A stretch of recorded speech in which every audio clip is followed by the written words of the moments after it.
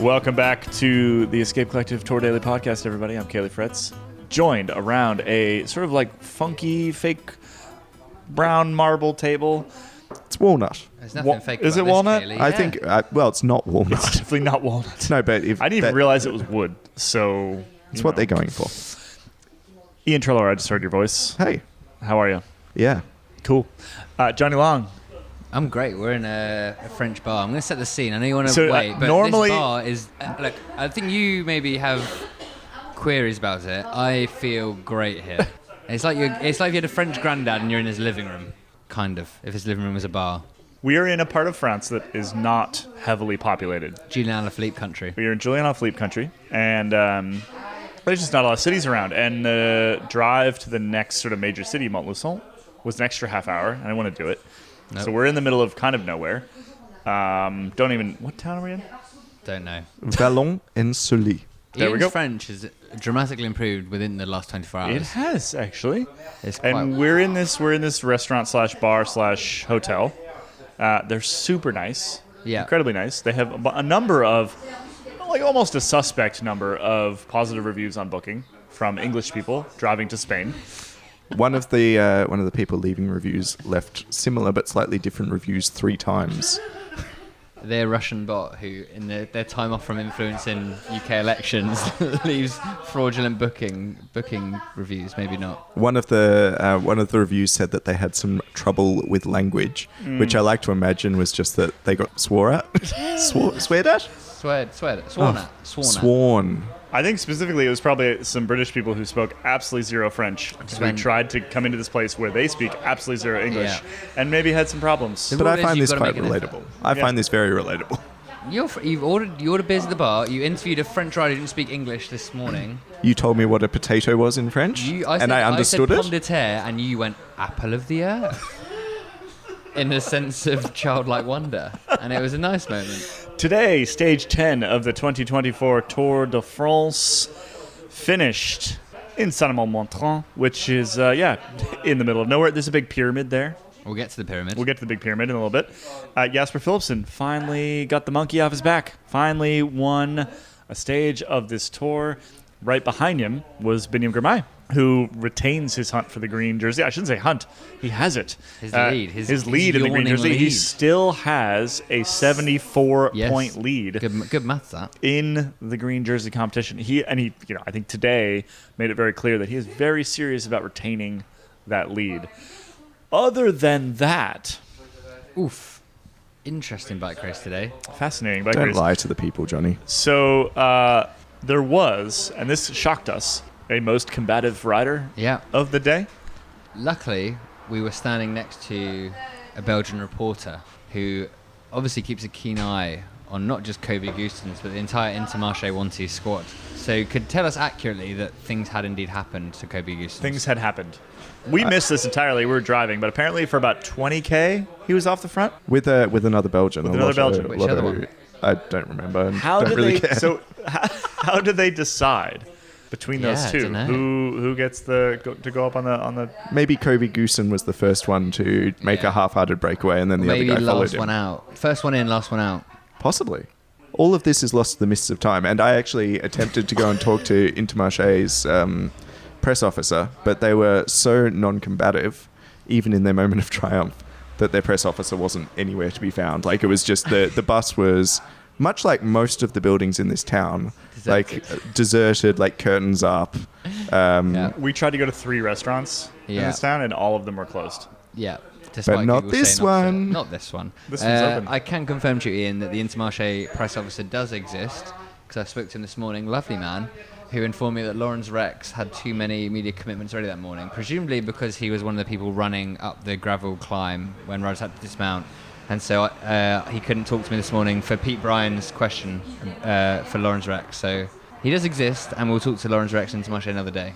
That was the stage of the Tour de France. What I'm going to say, I think in Grand Tours, it's important to have days like today. It is. You need, it's like... Well, the riders clearly thought that. They were like, this Yeah. is fine. This is great. It's like when you're on a holiday with your mates for like a week, which is too long to really go on holiday with your mates. Especially if it's like a big holiday and like a place where you can go out. You need a fire break You do. on like the Wednesday. We did have a rest day Tuesday today. yesterday. They wanted 2. The greedy. Call it. Peloton got greedy. I mean, lucky for listeners, I think, we come prepared for days like today. We are built. We're built for on days like today. purpose For days like today. I will say, whilst we're talking about the racing before we're running as far away from it as we possibly can, that one of the things that I thought was quite nice was that all of the different little teams and different riders split into their separate tribes. So all of the South American riders were riding together, even though they're all on different teams. Yeah. The Belgians were riding together for a bit. Everyone was just having a little chat in the language that they spoke.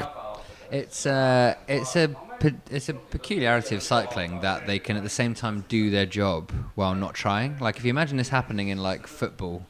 Or Everyone just else, standing on the everyone just field having a standing there, chat. waiting, like looking at their watches, waiting for time to elapse. It wouldn't work in quite the same way because, I mean, we've seen it because we get to watch the race most days, is that they go really fast, but on TV it doesn't really translate, in the same way. Like if they're pedaling, they're just pedaling. You can't see speed because the motor's going at the same rate. And tomorrow is a great breakaway stage. Yeah. So I think a lot of the riders that would have considered animating anything are waiting for tomorrow. Some of them today, little cheeky wink here and there. You obviously can't say who's going to do it, but they've said tomorrow's. Well, we reported on this last week. We did about how these days the teams winning so hard, right? Because you have really good guys who can't compete in GC, or maybe there's too many sprinters or whatever, and so either teams come with defined GC and sprint objectives and don't want to waste another squad member on doomed breakaways, or they're just like, right, this is definitely going to be a sprint day because there's so many sprint teams here. There's literally no point wasting energy on this day. So you know what? Instead of just Didn't they watch Unchained? What do you mean? This is exactly what Casper Asgreen. It was a stage like today that Casper Asgreen won last year. You got to try. Unfortunately, they're not all built like Casper Asgreen. That's true. And he's not here. He's still one of the best in the world. Like that was the point. Is that it was Asgreen, Mohoric, some other dude. But I do find this fascinating because the trend is actually toward more breakaways winning. Like we've written about this a number of times. It comes down to aerodynamics. It comes down to sort of various advances on that front that have made more breaks stick. We had a bunch of them at the Giro. We had a bunch of them that shouldn't have happened at the Tour de France last year. And yet teams are making the calculation that, the doomed breakaway isn't worth it anymore, which is just a very... Yeah, it's just a very... I mean, we had Charlie talking about it on the pod the other night. Yeah, he didn't understand it. He didn't get it either. Like, it's just a very strange thing. The fact that, at some point, it's almost like today was almost an embarrassment for the bike race. Yeah. Right? Like, let's be honest. I mean, it's if you're Christian Prudhomme, you're probably getting phone calls from broadcasters being like, you need to make Total Energies send a doomed Frenchman so something to talk about up the road, because at least then we have something to talk about. Like it was, again, we kind of get why it's their optimization, it's whatever else, but and it's not like having 3 guys up the road really makes it that much more exciting, let's be honest. Yeah. But there is then at least something happening in the last 20-30K. It's when a material change to the bike races. Crucially, when you hit that sort of TV, like late evening or early evening, when a lot of people turn the Tour on. Yeah. There's something going on. There's some guys getting chased by some other guys. Yeah. And that's important. You can just watch it. And I genuinely, these days are embarrassing for the race. And so I would not be surprised if we see some prodding. Well, some someone prodding. On Discord, I think, suggested, does it reflect how valuable the teams view TV time? I think it's probably still as valuable as ever. Do they need worse teams at the Tour? That is such a good Stephen A. Do they need truly, truly doomed teams at this Tour de France? Because keep in mind here, some of the smallest teams in this race have stage wins already. Arkea has a stage win. Total Energies has a stage win. So if you're looking at that and if you're those teams or a team like them, Uno X have the Uno X have polka dots the whole time. You're like, we're gonna do that. We're not gonna go for the doom thing. We're gonna go for this thing. Is this an opportunity for Euskotela Skadi to return? Oh, I wish. Because they're only a Pro Conti team at the moment. Yeah, that's enough. That's enough. Total Energies are their pro team, aren't they? Yeah. Yep. And Uno X. No. Uno X pro team. Uno X is pro team. I think we suggested this last week on the podcast. What we need is. Technically, Israel Premier Tech is a pro team. Maybe they're the ones that should be sending somebody. They definitely should. Excuse me, they finished on the podium today. with their sprinter, a German that I've forgotten the name of right now. Pascal Ackermann, There we go. who was fighting for Pogacar's wheel against Vingegaard the other day, which was peculiar. Anyway, what we need is a breakaway classification. There needs to be a podium spot in Paris or Nice, if it had been made this year, where you can accrue points by like either kilometers spent in the breakaway or make sort of the intermediate sprints, or like like a Giro thing, the weird thing they do, which I've, to be honest, never really paid enough attention to. Inter-Giro thing. Yeah. And the good thing about that is that there's a terrific prize for it, where the winner of that got a... Huh? Is it the pants? No. That used to be the youth White. classification. Oh, my mistake. But it's not anymore. But the return of the Intergiro, the winner won a safe driving course. Oh, great. Not like a fun driving course. No, A safe not driving like course. like a Not like a red go letter and day. drive No, a Ferrari they- on a track for a day. No. I spent a bit of... I wrote a story about this. You'll be shocked to learn. And they... it seemed like it was relatively fun for a safe driving course. What about if there could be like a point on the road where within a break you get your time to the like GC? There's like 10 minutes on GC, or like if you're above a certain time, you get your GC deficit halved. So you could basically go in the GC, in the breakaway every day and just get closer on GC incrementally as the days go on. What if they ran it like a missing out on the track, and every 10K there was a sprint point, and the last 10 riders get removed from the race? Oh. I think what would be better... all of these are great ideas, but they're a little bit too That's orderly. not a good idea. What I think we need is just a moment of pure chaos and panic, where they're like, okay, like 5 minutes before it happens, they're just like, there's going to be a minute off the time of whoever gets to this point first. Yeah. And then everyone just masses to the front and... Maybe you could you like win an intermediate sprint and then you get to spin a wheel, and it could be like minus 1 hour on GC or minus like 1 minute on GC, and you never know what it's going to be. What about fun. Jumps? Jumps? Okay, this is an off-season project. I think we should redesign like a grand tour. This would work in America because Flaming you guys hoops? love the gimmick things like Yeah. like t-shirt cannons and all that bullshit. We'll like, just send them. So what we'll do is halfway through the stage, we'll send them into a parking lot, and they'll do a parking lot crit, like American-style parking lot crit, for half an hour, and then they'll exit again. yeah. Yeah, it's just like a corner every like 75 yards, meters. Be great. Right. All right, so that's the end of our discussion of the actual bike race today. Not a whole lot going on. Jasper Philipsen, good job. Yeah.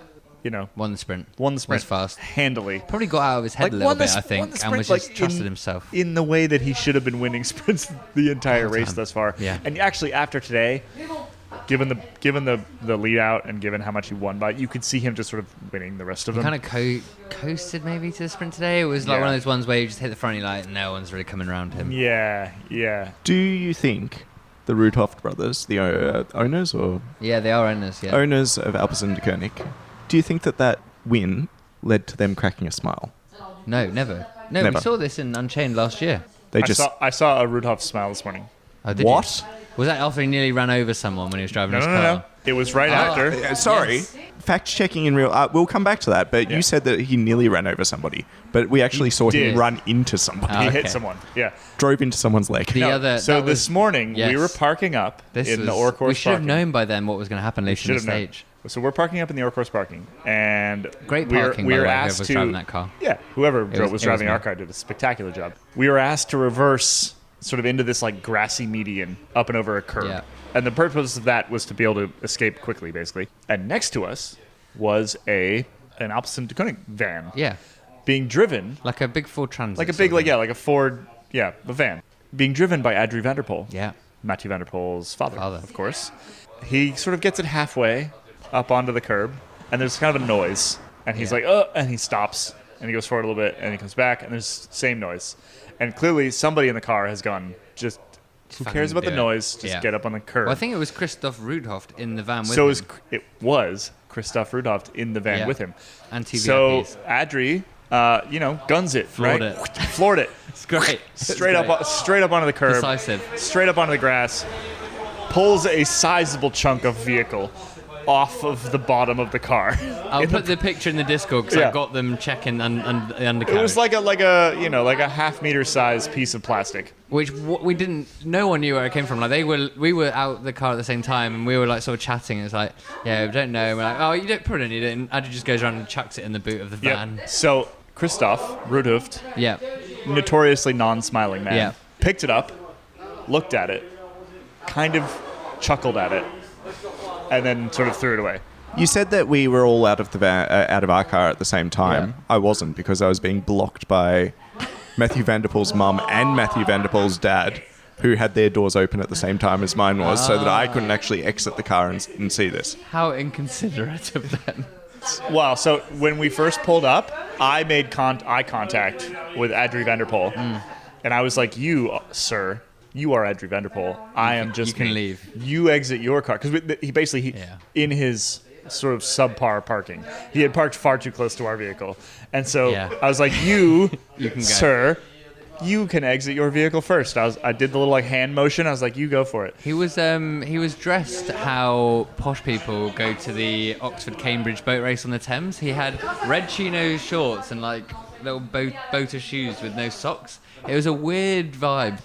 We bumped in, we maybe literally bumped into him at the Classics earlier this year. That's after the start of Tour of Flanders, when he overtook us with some pace walking back to the car. So that's true. We've had a year of Adrie He van has der a turn of Poel speed. Parking run-ins. He has a turn of speed for a man of his age. So then we should have known that Jasper Philipsen was going to win the stage. So that story, while it came with a beautiful segue, is really the closest thing we have to actually discussing anything else about bike racing today. In the stage today. Other than the next thing that is on my run sheet, which is Arnaud Delis's penis. Yes. Apologize to anybody listening out there who doesn't like that word, but this is what we saw. Well, we could call it something worse. We didn't see it. We didn't see it. It was sent into the work chat by someone you wouldn't expect would send this sort of thing, saying, "Yeah, the racing was so dull today that they were." Frequent podcast host. Well, let's not. I'll just leave it there. I'll just leave it there. Yeah, let's not dox fully. Supposedly, I mean, we were doing other things, not watching the race. Apparently, the pace was so slow and the camera operators so bored that teams riders were just coming to the front of the bunch to go for a wee because they could do it. And this used to happen a lot when I used to work within it and have to log the images and stuff like that. Is that the cameramen get bored and they don't realise, and the director gets bored. They're not actually looking through. They're not looking at what's going on, and so there'll just be a rider just gets his flops the penis chop out for a wee. I nearly just use worse words, and just starts urinating. And I would have to, back in the day, that was your job. My job, because basically had to log every different camera shot or things in the race, so that the editors could then go back and find what they needed.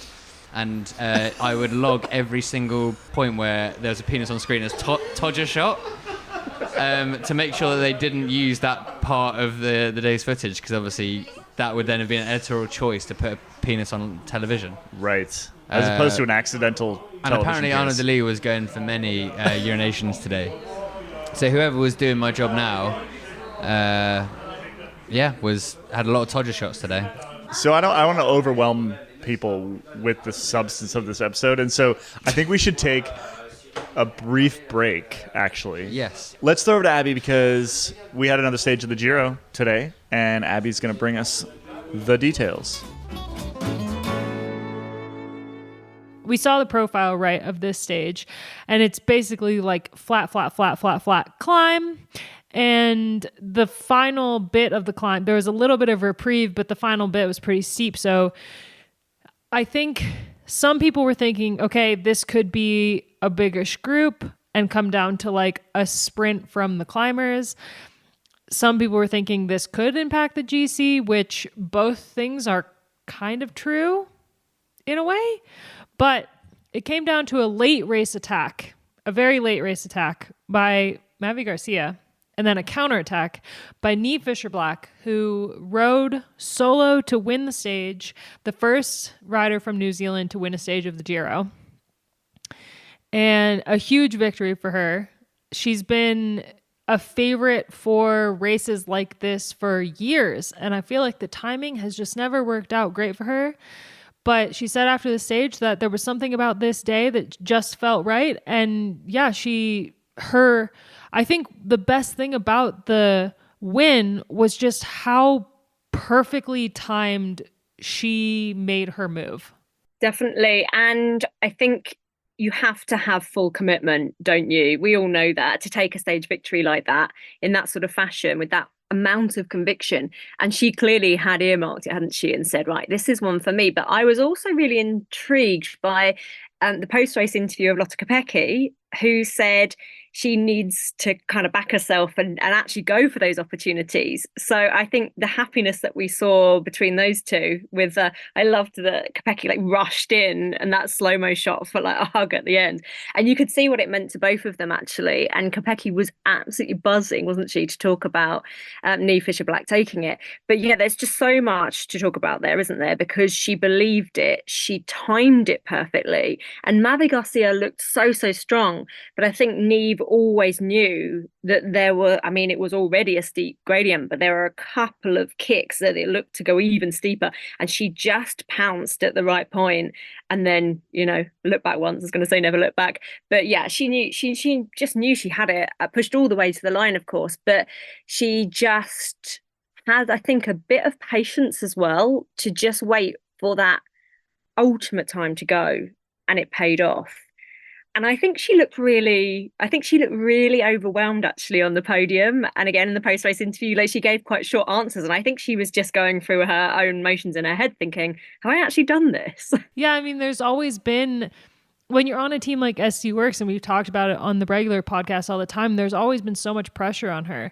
And I feel like she's lived up to that pressure at times, but it's just to get a win at the Giro and the first hilltop win of the race is just such a huge accomplishment for her. And it's just so exciting to see. And I think she just rode the whole thing perfectly. You know, they let Canyon SRAM take control of the pacing at the base of the climb. Canyon SRAM did a ton of damage to the peloton. They really shredded the peloton. And I mean, they had, you know, Grace Brown second on GC going into the stage. She was out the back really early. They cracked Ruth Edwards, who was also a favorite for the GC after winning Turingen. They cracked Brody Chapman, who was riding incredibly well at the moment. And then Mavi Garcia took over. And I think Mavi, her attack was great, but she'd already done so much work on the front at that point that there just wasn't enough left in the legs that when Niamh went, there was no way that Mavi could have followed that. And she did end up getting caught by the next group to finish on the road, which was won by Lotte Kopecky. So SC Works going 1-2, which I think is why, like, yes, this could have ended much differently because the climb was such a shallow climb for so long and then kicked at the end. Kopecky could have won this stage for sure. And her climbing today was, I mean, as good as it has been. She's just like such an amazing rider. And we need to talk about what this means for the GC that she climbed so well today. It was perfection. I'm trying to like unpick a few things that you mentioned in there because you just summarized everything so well. One of the main things we have in today's episode is a decoder sheet. This was a direct request from a listener. And a new listener. Before we get to that, I'm just teasing that right now. Very briefly, Iain, the other thing we were asked for was an alpaca update, which we did not provide. We teased alpaca meeting, and then you never provided an update on the alpaca. So give me an alpaca update. It wasn't please. Really my fault. It was 100% my fault because I throw to things and I forgot to. So the alpaca update. I was very excited that we were staying at a place which, from the pictures, seemed to have some alpacas. When we arrived at this place, there were no alpacas evident. No immediately visible alpacas. But I talked to the owner, Susan. Very nice, lovely woman. Very nice older English lady. Yes, but I think been in France a while. Maybe half French, actually. Judging from her accent. Very good. So I spoke to her and asked if I could talk to the alpacas, and she said the next morning that I could. Mm-hmm. I thought that they would be easily accessible, but she sent the oldest man in the world to walk us there. Oh, my Lord. You know, okay, he was lovely. I don't want to be rude, but I'm just trying to bring the listeners onto the journey. You know those Galapagos tortoises? He was like the one that's like 195 years old? Yeah. He was lovely. He was chatting away in French with us, but he was so old. So old that I'm almost jealous that I will definitely not live as long as he will.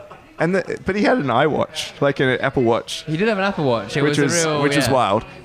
So he it was also like we were trying to leave the place. Yeah. So we were like, okay, well, I've got like 30 seconds. The car running, and we're like, okay, we'll quickly go see the alpacas, and then. But it was quite far, and slow also we were march, the being led alpacas. by a very, very old man.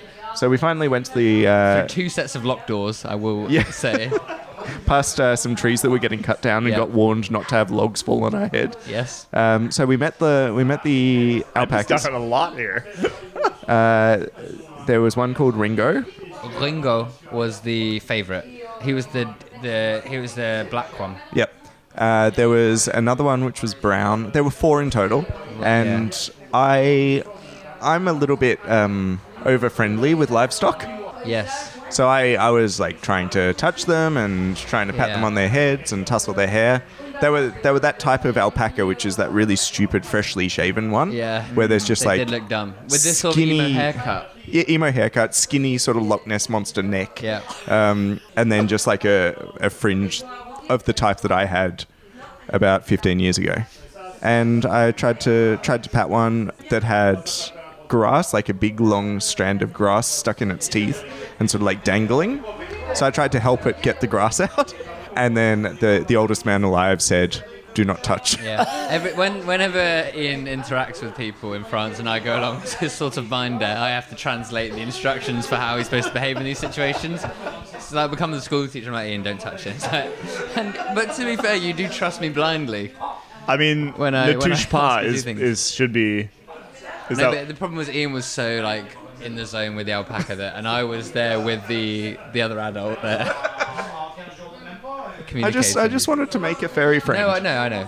I was concerned they might try and bite you because I think they spit sometimes as well, don't they? Yeah, I've got a really friendly local alpaca that like of course you do. just runs to the fence when it sees me, and I just give it cuddles and stuff. So I think That does not surprise me.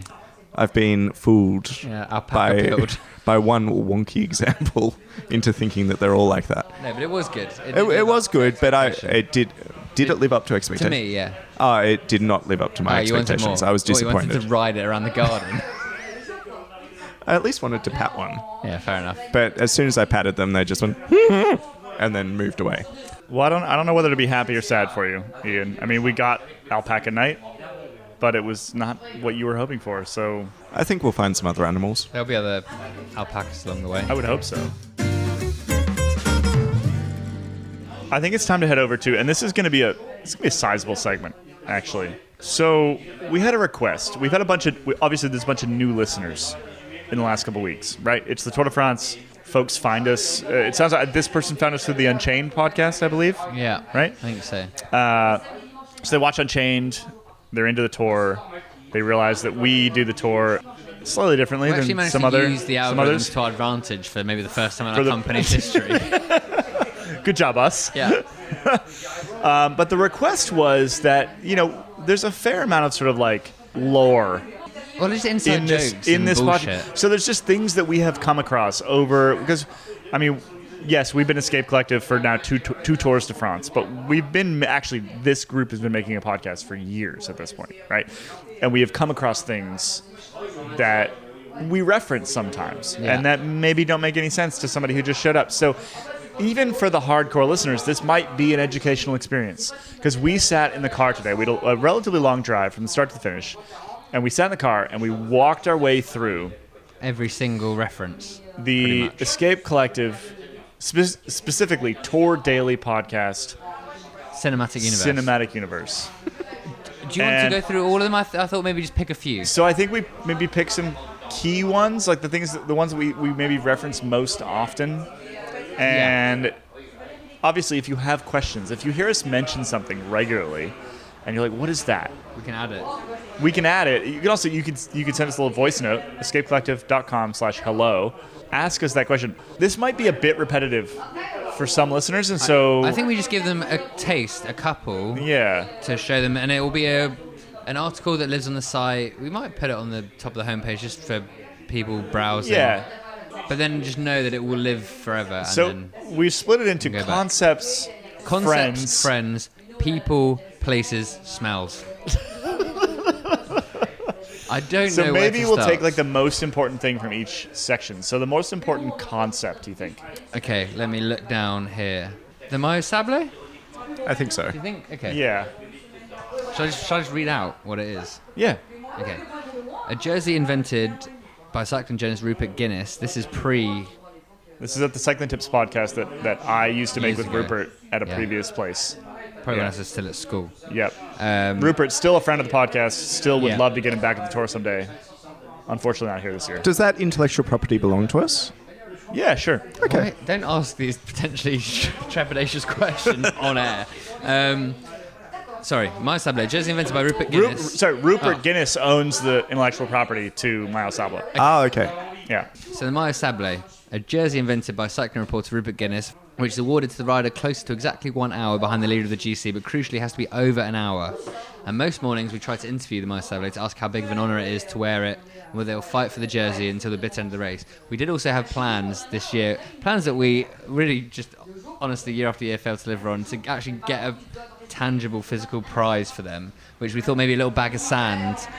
But to scoop ourselves for the Maillot Sablé later on, the rider we interviewed this morning about it, when I asked him about the Maillot Sablé, he was like, look, pulling at his own jersey, being like, well, where is it? I'm wearing my trade team jersey. I need a Maillot Sablé Well, to he wear. can't wear a bag of sand, Johnny. No, so I'm thinking maybe we get them.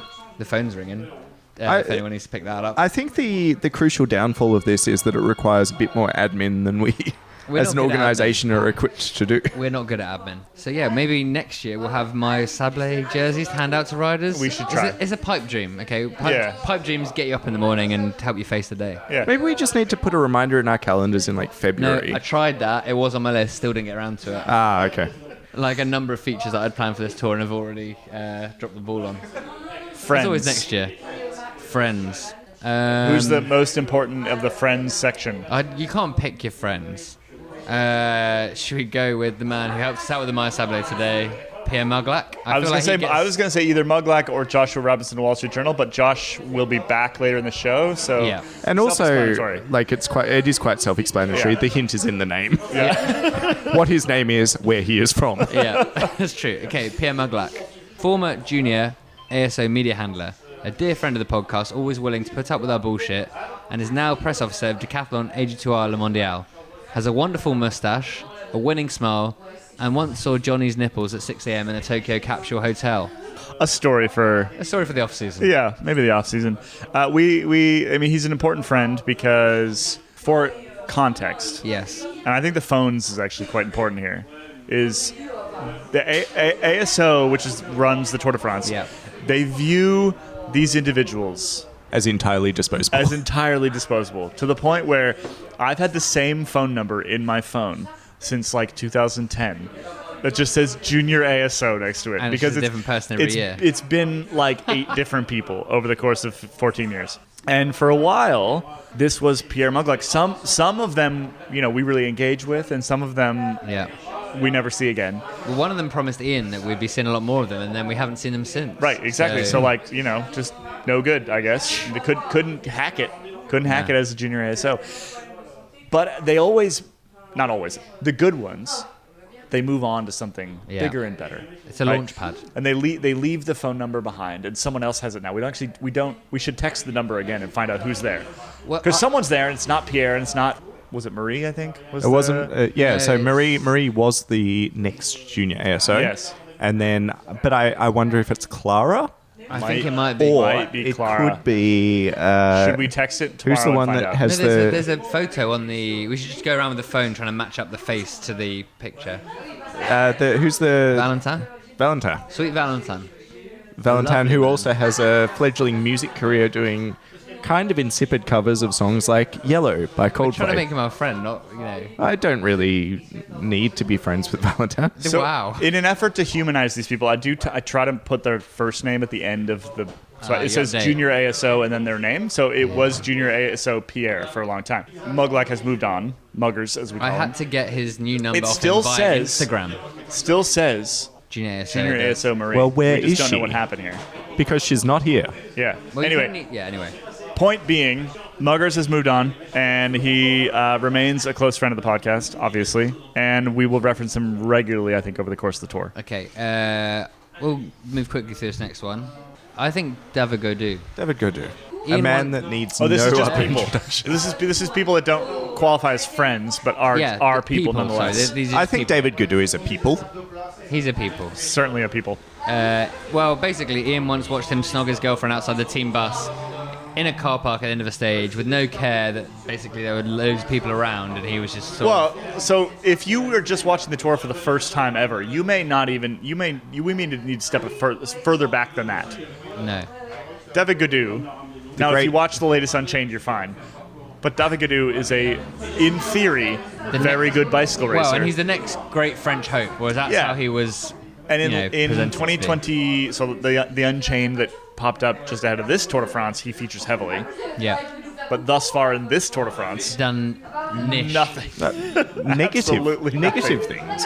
Sorry? He's done negative amounts of things. I think so. Well, he came 8th in the stage the other day, I think. But anyway. Yeah, he's not in contention for a podium in the Tour de France or even a top 10. But you saw that. I think you were quite scarred from the experience of seeing him just, what's it called, playing tonsil tennis. And now we just refer to him as Big Snogger.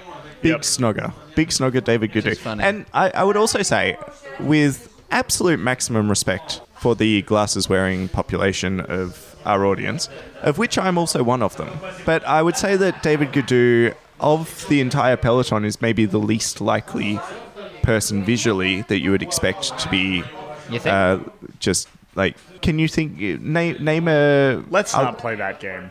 What, a less obvious snogger than David Gaudu? He doesn't strike me as I could somebody... name at least a dozen. Let's move on to places. Yeah, good save.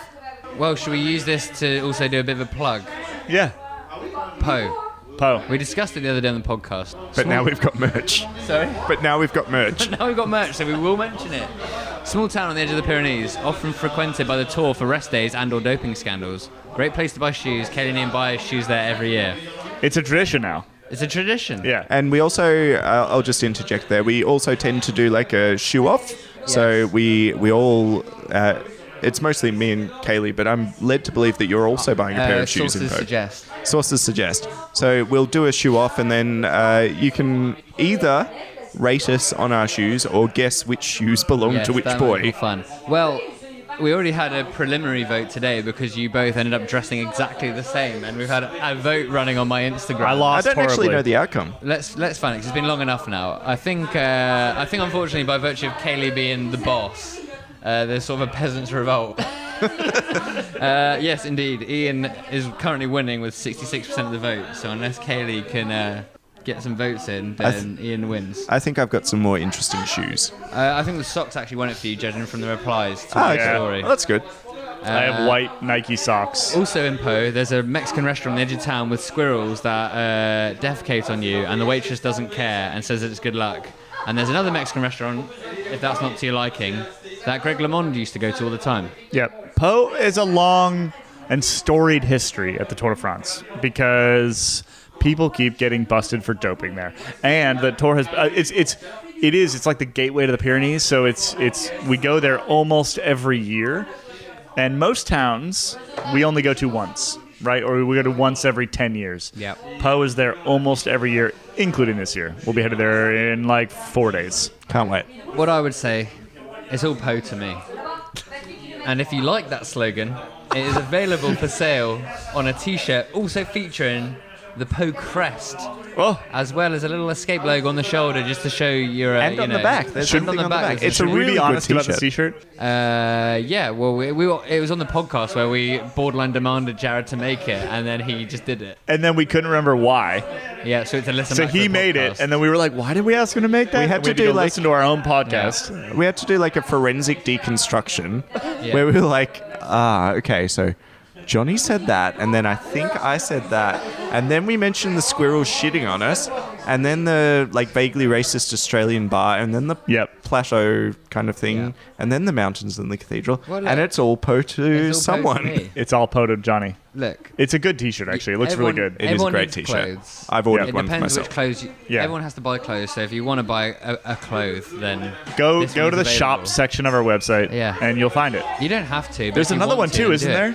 Yeah, there's also another one which is I will say it looks a bit Stone Islandy, this t-shirt, which I kind of really enjoy because The actual subject matter of the t-shirt is a croissant with the tagline underneath is gold, in brackets, only knows what I'd be without, close brackets, you. Which is a big pun on big snogger.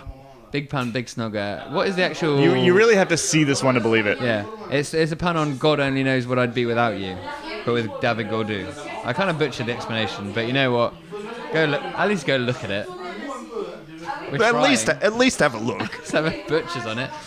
You don't need to buy it, but have a look. To close out this chaotic segment of explainers and decoders, Iain, I'll hand over to you for this one, the Stinky King. Well, the Stinky King is a disputed name because... Okay. Smelly King. Where is the provenance? So some members of the cinematic universe see him as a smelly king. Some of us see him as the Stinky King. Depends how far into the tour it is, really. I suppose. But I think in essence, the problem is the same. He is a king. He is smelly. So there's a man who I speak to whenever I get a chance who just hangs around the Tour Start village. He is dressed... He's paid to be there. Yeah, he's paid to be there. His name's Bernard. His name's Bernard and he works for the Bern Pyrenees region. He does. He's like an actor that is paid to dress up as Louis IV, a 16th century French king. And he wanders around with like a neck ruff and does the entire thing in character. So you go up to him and you're like, who are you? And he said, I'm Louis IV, like King of France. US Office episode when they meet the Abraham Lincoln that's in character the whole time. No?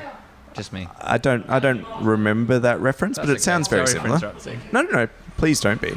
So I asked him the other day how many outfits he gets. He gets 3 outfits for the entire Tour de France, which lasts for 3 weeks. So there's a problem. I asked him how often he rotates them. He says he rotates them every 3 days. Hence I said, is the smell King. a problem? And he said, I don't think so, which in my head, I was like, oh, kind of might be. And I asked him what his favorite outfit was, and it was the one that he was wearing on that day, which he also wore today. Which is a kind of brown number, which he called black. Oh, I like the yellow one. Yeah, I like the yellow one. Yellow one's good. It's not supposed to be yellow, though. Oh, God. It started white, and it's just sweated to yellow. Yes, that's the Stinky King. Stinky King. So there are actually like dozens of these. It's a 2,000-word article, sure. It's a 2,000-word article. So if you are curious as to pieces of our cinematic universe, which, to be honest, we should be better about explaining. Yeah, sorry. But sometimes we forget. I think it's because we're still, in the grand scheme of podcasts, a relatively small podcast, and also a lot of the time we just pretend it's just us lot until we, meet people who listen, or We kind of forget you're all out there. Yeah. To the point that our conversations and the podcast kind of blur into each other, and I just kind of... Yeah. Every day, I'd say, I'm just like, did we talk about that last night? I night? wake up with a thin film of sweat over me, just trying to remember exactly what I said for public consumption. I mean, this podcast is not materially different from just us in a car. Yeah. For a similar amount of time. Yeah. We have 2 actual things left in this podcast. One. Oh, and you don't want to use up all the good stuff before them. One right now. So Jack Haig sent over another update. And he sent this over. It's got a bunch of interesting bits. He chatted about Fred Wright and time trials and all sorts of... it's good stuff. I won't try to summarize it. Just listen to it. Let's hear from Jack. All right. Wow, Pools. Rest day number 1, Tour de France. How's it going? Good. Thanks for the insight. That's great to know. We probably don't really need to talk about the race results because there's plenty of people that actually get paid to do journalism. Yeah. Explain this to other people. So we do the background. Yeah, we do the background stuff that the real journalists don't get to know about, like how's the hotels been? Not so bad, actually. The ones in Italy were actually pretty good. Well, first, I should actually start with Italy. Did you enjoy starting Tour de France in Italy? Yeah, it was my first time there. Tour start. I think it was the first time in the history of the Tour de France to start in Italy, so surprise. So everyone was the first time. But it was a nice atmosphere. Team presentation was okay. I thought maybe it would be even more busy, but it was a really long way together. And I think the 2 stages were were nice ones to follow and tally. On the bike, a little bit less. And there was a lot of people. Yeah. I kind of had the feeling that I was just doing a worse version of the Giro d'Italia in terms of the organization at the beginning. True. and the end. Yeah. Like stage 1, we had Iain Hurt from Quickstep crash in front of our bus, going back to his bus after sign-on. Yeah. And the amount of people everywhere was a bit of a mess. And I think everyone was a bit relieved by the time we got to France. And he got 2 tooth out. Yeah, he got 2 new teeth. Yeah. Thanks, Tour de France. Yeah. No, yeah, I have to say, no, you saw the difference between France and Italy. Like before the sign-in and after the finish was like, when we were on Rimini, I almost couldn't get to the bus. There were only people in swimming shorts who came from the beach. In the finish in Rimini, I think this was stage 2. I think we had 8 kilometers to go from the finish line by bus to our hotel, and it took us an hour and a half. Yeah. So it's been a bit nicer to get to France and have the French police. Yeah. We've had a few easier transfers to hotels. So far the transfers haven't been so bad. We only had one really busy day. That was the 240 kilometer day. I forgot which stage that we had to do breakfast in the bus instead of in the kitchen truck. But apart from that, it was pretty good. And I think the hotels also. Italy, the first hotel was really nice. Yep. Then Rimini, the air conditioning was really good in that room. Yeah. Because it was super warm that day. Yeah. And I think the worst hotel we had was the Campanile. Mm-hmm. But I quite enjoyed, because then for me the feeling was like, yes, now the Tour de France really started. Didn't have a Campanile, then it doesn't count. So it was one funny thing. Normally Fred Wright, he could do top 10 here. Yeah, he's a pretty good time trialist, and normally he goes pretty hard. But he crashed and he had like pain in his wrist. He crashed when Pogacar almost ran into the middle from the island. There's videos of it all over the internet. People will remember. And then Freddie went down. Yeah, Freddie crashed instead of And Freddie. so he had pain in his wrist. So then they decided that he had to do also like take an extra sort of rest day. And he was so happy with it. I never saw from the breakfast till the TT. He was like, hey, wow, you also have a rest day? That was so funny. We were standing with 2 riders of Cofidis in the elevator going down to the start. And he was like, you guys also having a rest day? He was so happy with it. Oh, that was cute. If you haven't already and you want more of that, the rest day with Jack Haig. Not only is he riding the Tour de France, he's doing our job at the same time, which always makes us feel both proud and slightly wary and ashamed. We've got another throw now to go to. Before we announce today's Maillot Sablé, first we're going to hear from today's Maillot Sablé, Nicolas Prudhomme, for Decathlon Éditeur Mondial, who doesn't speak much English, but luckily the aforementioned Pierre Muglac, the press officer of that team, he gave us a translation. So let's throw to Nicolas and Pierre. Welcome to the podcast, Nicolas Prudhomme, and also his translator, familiar to our podcast listeners, Pierre Muglac. So I'll ask the question in English just so our listeners know what we're talking about, and then maybe Pierre can translate and we'll hear back. So Nicolas, today you're in the Maillot Sablé, the rider closest to an hour, but crucially over an hour. If you could just tell us the honour to wear this jersey at the Tour de France, and also maybe are you going to fight to keep this jersey until we get to Nice? Je pense qu'aujourd'hui ça sera pas compliqué de rester aux alentours des 1 heure. Je pense que l'étape on devrait arriver au sprint, donc je vais garder ma place. Mais oui, à partir de demain ça sera plus dur, et là c'est sûr qu'il y aura des changements. Merci beaucoup Nicolas, bonne chance. Merci. And now we hear the translation from the one and only Pierre Muglac. That's right. So Nicolas said that today will be quite easy to keep the jersey because it will be a burn sprint, but the fight will be really hard tomorrow. But he will fight and honor this jersey. Thank you very much, Pierre. Good luck today. Bye. So as you just heard, Nicolas thought they had a good chance of keeping the Maillot Sablé today because it's a sprint day, and indeed he did. Congrats. Maybe we'll give him the day off tomorrow from another Anthony Turgid interview with us about how his day in the Maillot Sablé was. I think he's earned that much. And then finally, we do need to hear from Jose. So, mea culpa here, which is that yesterday when we made our rest day podcast, I totally forgot that it was a regular podcast. Sorry about that. And then obviously, so we always do these for the next stage, right? And in my head, it was just like, nope, it's a rest day. I forgot there is, of course, a next stage. And it's a particularly good one. So, yeah, let's hear from Jose on stage 10, which is today.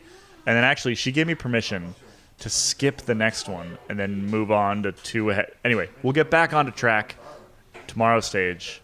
But today, we're going to hear the Stage 10 installment from Jose Ben. After the rest day, we start our stage in Orléans. And who else but Jeanne d'Arc should feature in our story today? She wasn't born in Orléans, but in a small town called Domrémy in the east of France. Her name, Maid of Orléans, came from the fact she was unmarried and therefore a virgin, and Orléans because that is where she won her biggest battle. But first, let's get back to the beginning. She was born in a family of farmers around 1412. Jeanne helped her parents on the farm and could have grown up like any young girl in that time. Find a husband, have children, and tend to the family. But as you probably know, this was not the case. 3 years after her birth, the French king suffered a huge defeat at the Battle of Azincourt. France, or what we now call France, was embroiled in many conflicts, especially after the last male era of the Carpathian dynasty died. The English king, but also the House of Burgundy, were all interested in that throne. But how does a peasant girl play a role in such a monumental power struggle? Well, when Jeanne was born, the English ruled in her town of Domrémy, and not far from her home, the Dukes of Burgundy had their share of the country. The English burned down the village when Jeanne was around 13 years old. It was also at that moment she started to hear voices. It is unclear to who she attributed the voices exactly, but it was clear to the 13-year-old that God only called upon her to save France. When she was 17, she convinced a local nobleman that she needed an audience with the king. Remember, there was a huge power struggle going on as to who was the rightful king of France. But to Jeanne, it was the very young, he was 7 years old, Charles VII. He inherited the throne when he was just a few months old, and since his political position was rather precarious, he could use all the help he could get, even when it was from a peasant girl dressed in men's clothes, saying she was a virgin and sent from God. She received a military training and proved to be a natural talent at it. She was also charismatic and a natural leader. They marched on Orléans and defeated the English right there. And this is where her name, Maid of Orléans, came from. Charles was impressed. Several more victories followed before they marched to Reims, where Charles was crowned King of France. But this is where Jeanne's luck runs out. Charles wanted a peace agreement with the English, but Jeanne herself started to believe in her holy mission to get the English troops out of France altogether. Charles saw Jeanne as a burden right now. She was still immensely popular in the country and respected in the army. So when Jeanne was arrested by the troops of the Duke of Burgundy in 1430, it was very convenient to Charles. It was even better when they extradited her to the English. And Charles didn't do anything to save her when her trial started for heresy and witchcraft in 1431. His two enemies had taken care of his problem. How convenient. Well, we all know how this ended. Jeanne was convicted for heresy, witchcraft, and for dressing in men's clothing, and was burned at the stake. Charles became a successful king who managed to drive the English out. And maybe it was his conscience or old age, but he rehabilitated Jeanne at the end of his reign. The verdict for heresy was declared void, and in 1909, Pope Pius X beatified her, and Pope Benedict XV even canonized her in 1920. Her name day is the 30th of May. Thanks, Jose. We don't have a Daily Pain today because this pod is long and random enough. But, Jonny, there was an interesting observation about Daily Pain. On Discord from Michael Stewart, who said, I love how Daily Pain is just a slightly more structured version of guys sitting around naming guys. So true. It's really true. If I could reshare that on Facebook, I would. We're going to nip over to After Dark now. A quick After Dark, but for something that can only be shared in the trust tree of After Dark. Yep. So if you want to know what it is, it's a bit juicy. Let's go After Dark. Yeah.